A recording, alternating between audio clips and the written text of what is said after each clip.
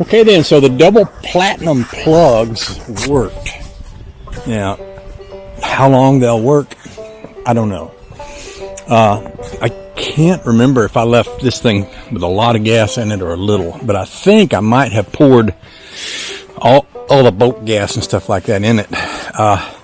This is really slippery. I was going to poke the Prius back in there, but I slide all out of whack when I try. So with it moved, I'm going to push this snow up in here, push me a little spot over in there, and then maybe try to come down behind Honey Babe's car and rake out that snow that's piled up behind her car. And I'll also like to clean up this spot here. If I can get the snow knocked down so that it's not quite so much, when we have a nice day today where it got almost up to or a little above freezing and we get some sunshine, then that might thaw out over there. Also makes it easier for her, my wife, to walk in. Well, for both of us to walk in. So I'll just kind of be working up in here a little bit. I'll set y'all up on the car here. I like this right here. Let's try it out.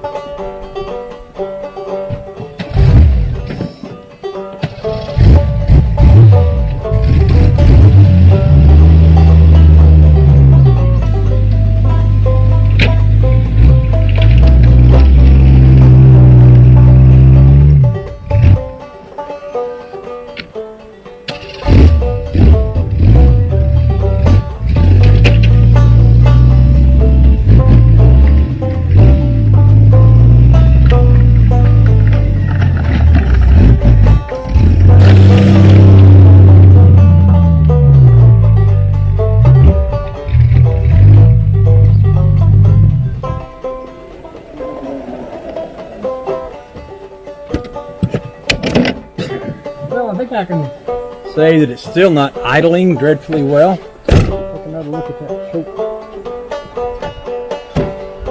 Could be that I've got the choke too loose where it's moving around. I don't know, but idling before, now not so much.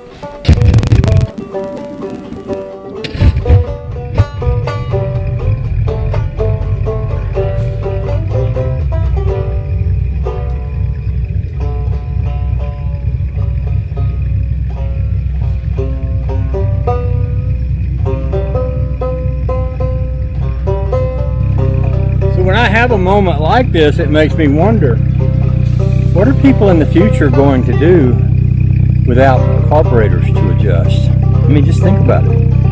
We spend, my generation, those of us who knew how or mechanical enough to mess with it, spend a whole lifetime adjusting carburetors.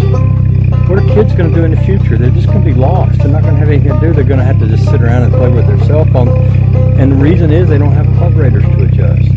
The world is losing a valuable thing, and that's carburetors and adjusting carburetors, carburetor adjustment technology and know-how.